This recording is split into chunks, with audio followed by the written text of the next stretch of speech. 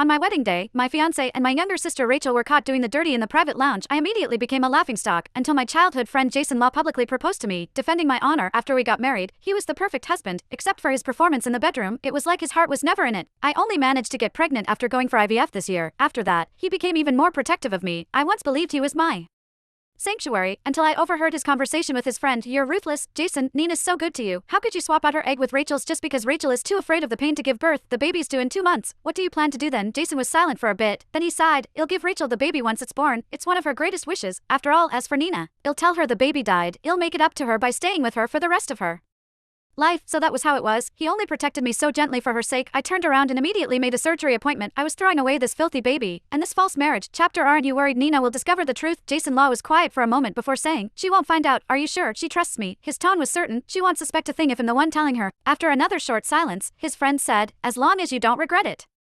Jason chuckled lightly. I won't. So that was how it was. I stood outside the door, my nails digging into my flesh. It hurt so much, but I was going numb. I had only come here to bring him some clothes. It was getting cold, and I was worried he was not wearing enough layers now. However, I felt like my heart was being sliced open. A cold wind blew through my chest. I stumbled home, too exhausted to even turn on the lights. My knees buckled and I collapsed onto the couch, curled up and shivering.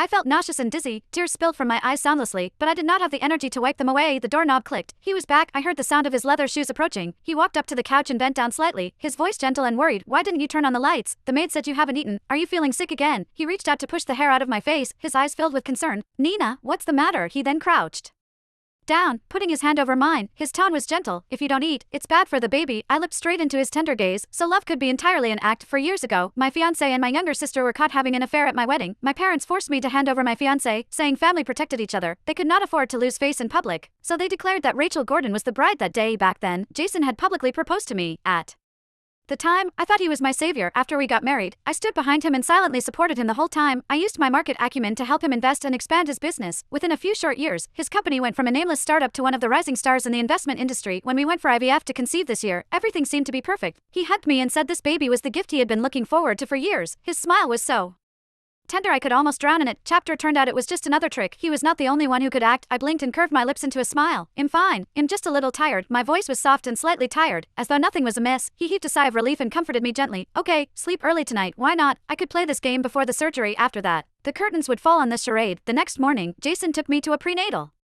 checkup.